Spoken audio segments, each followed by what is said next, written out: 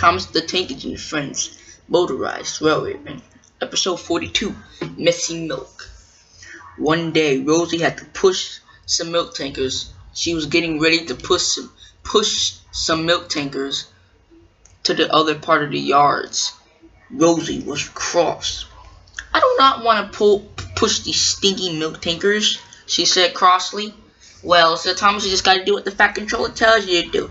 "Oh yeah," said Rosie. "I know I have to do what the Fat Controller says. I do not want to argue with him.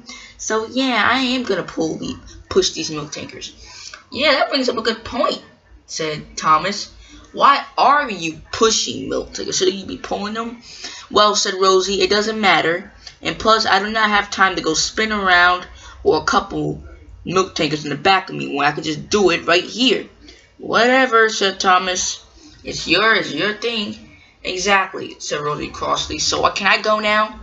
"Whatever then," said Thomas. "Thank you," said Rosie, and she puffed away with her milk. "What happening?" she said. "Oh," said the workman, "here's your problem." And he showed Rosie. The part of the coupler of the milk tanker had got stuck in the track. "Alright," said Rosie, "now I'm off. I'll see you guys later."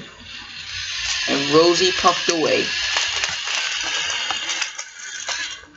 Then there was trouble. Rosie was so cross that she was behind the milk tankers that she was entering the other part of the yard, but she didn't see Percy, Stepney, or Duck. "Oh no," said Percy. "Rosie, move out the way! Rosie, slow down!" "Rosie," said Stepney, "slow down." What?" said Rosie crossly. "Slow down until she hit them." She hit them hard. Milk went everywhere. "Ah," said Percy. "This ain't going well with my green paint." "No, it isn't," said Stepney. "You guys are crazy," said Duck. "None spilled on me, but no one spilled on me, then it did." Milk was everywhere. "Oh, I'm sorry," said Rosie. Growled Percy. "Well, I told you to slow down. Why didn't you slow down?" "I didn't know," said Rosie. "I'm very sorry." Then the Fat Controller arrived on Terrence. "Rosie," said the Top Hat, "explain yourself." "Well, sir, at the yards I was crossed to take the milk, and I came around this corner, and these milk tankers, they're so high that I can't see. And then a whole bunch of milk just spilled all over these three poor little engines." "Poor little engines," said Stepney. "Poor little engines," said Duck. "What?" said Percy. "Are you calling us poor little engines?" "I didn't mean like that," said Rosie. "When you're not the boss," said Stepney crossly, "just let you know that." Sir Topham Hatt was cross too. "Rosie," he said, "I don't know what it is with you.